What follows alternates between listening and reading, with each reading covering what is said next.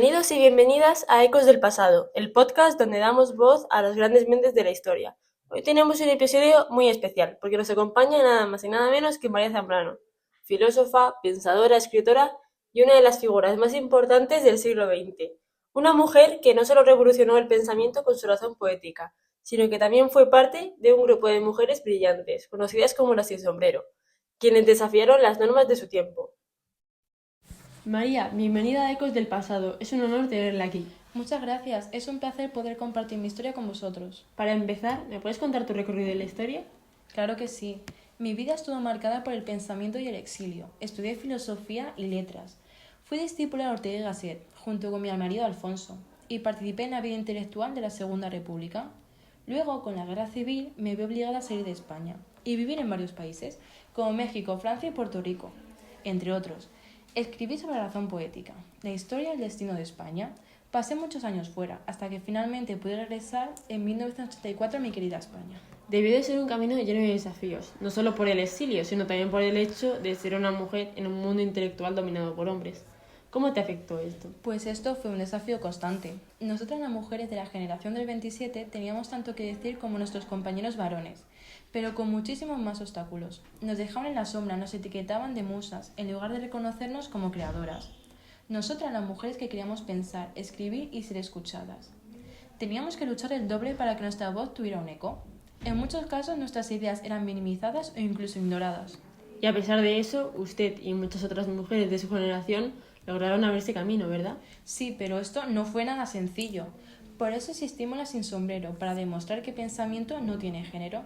Nos quitamos el sombrero como un gesto de rebeldía, para simbolizar nuestra libertad intelectual. Queríamos que la sociedad nos viera, que entendiera que las mujeres no solo podíamos ser musas, sino también creadoras de pensamiento. Me parece fascinante cómo el simple acto, como quitarse el sombrero, podía representar tanto en una sociedad con tantas reglas sobre cómo debía comportarse una mujer. Y pues hablando de la sin sombrero, ¿de dónde viene el nombre, María? Pues esto vino de un gesto simbólico de rebeldía. Maruja Mayo, Concha Méndez y otras compañeras decidieron quitarse el sombrero en plena Puerta del Sol, algo que en esa época era impensable para una mujer.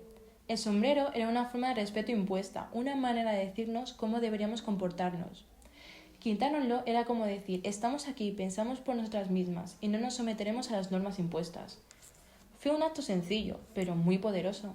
Representaba la lucha contra la invisibilización. Es irónico que, a pesar de esta lucha, muchas de nosotras fuimos olvidadas finalmente por la historia. Y afortunadamente, hoy su legado está siendo rescatado. Me resulta inspirador cómo usaron un acto tan cotidiano para desafiar una estructura tan arraigada en la sociedad. ¿Nos podrías hablar, María, más sobre este grupo? Pues puedo empezar hablando de Maruja Mayo. Ella desafió las normas con sus cuadros irreverentes, donde la materia y el color se emancipaban de lo convencional, explorando un surrealismo que no se limitaba a imitar las corrientes europeas, sino que brotaba de su propia experiencia y sensibilidad. Puedo continuar hablando de María Teresa León. Con sus textos puso en palabras la lucha por una España diferente y vivió el exilio como una herida abierta. Una nostalgia que no se conformaba con la melancolía, sino que buscaba construir desde la distancia. También tenemos a Rosa Chacer, con una inteligencia demoledora.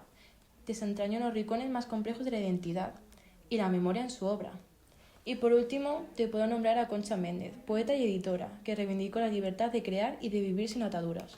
Hemos visto que muchas escritoras de la época, como Concha Méndez, compañera que usted ha mencionado, escribían bajo seudónimo. ¿Me podrías decir la razón de esto?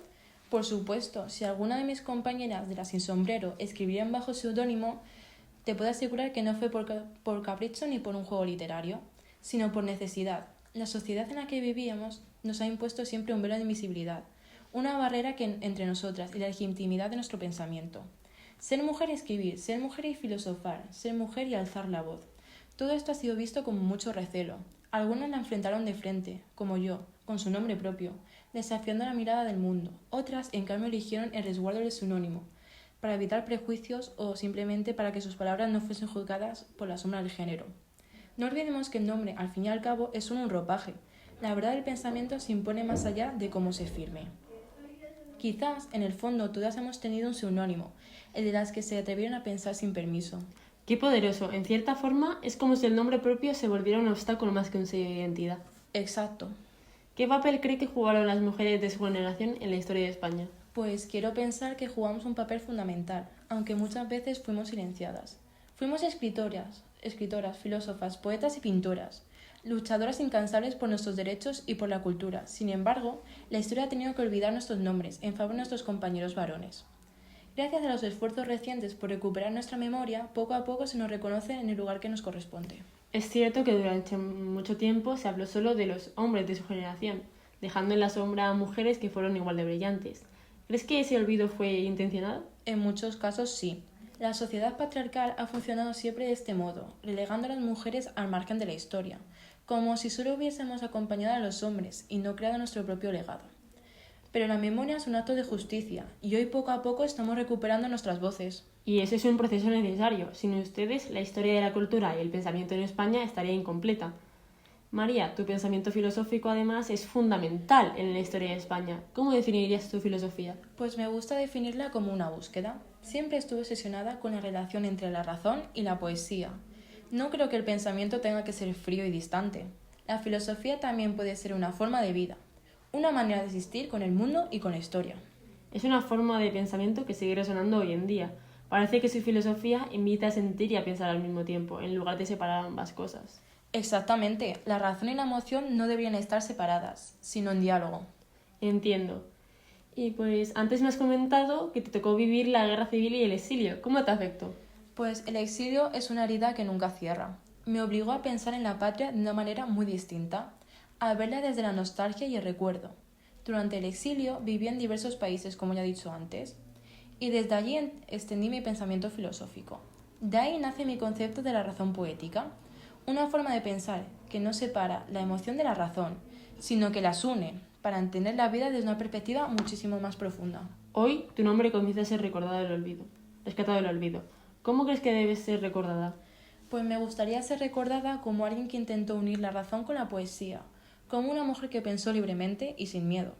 No deseo ser recordada por la gloria o por los reconocimientos, sino por el rastro de pensamiento y sensibilidad que haya podido dejar en quienes me han querido leer. Me gustaría que me recordaran como una buscadora de la verdad, pero no de esa verdad absoluta e implacable, sino de aquella que se revela con la poesía, el sueño y la memoria. Si algo quise hacer en vida fue tender puentes entre la razón y la emoción, entre la filosofía y la poesía, para que el pensamiento no fuera un mero ejercicio intelectual, sino una forma de iluminar la existencia. Ojalá que se me recuerde como alguien que nunca dejó de caminar, incluso en el exilio, incluso en la soledad, porque la búsqueda del sentido es un viaje que no termina nunca. Qué interesante. Sin duda, su pensamiento es un faro que sigue guiando a quienes buscan comprender el mundo de una manera más profunda. Y para terminar, María, ¿qué le dirías a las generaciones futuras? Pues me gustaría decirles que nunca dejen de cuestionarse, de buscar la belleza en el pensamiento y en la propia vida, que no teman a ser libres y que luchen por sus ideales con la fuerza de la palabra y el conocimiento, que no se queden con la historia que sale en los libros ni mucho menos, y que si ponen un mínimo interés en buscar descubrirán que detrás de la historia que nos cuentan existen muchísimas mujeres que han intentado abrir camino. Gracias por sus palabras y su legado. Ojalá las nuevas generaciones sigan descubriéndote. Gracias a ti, ha sido un placer.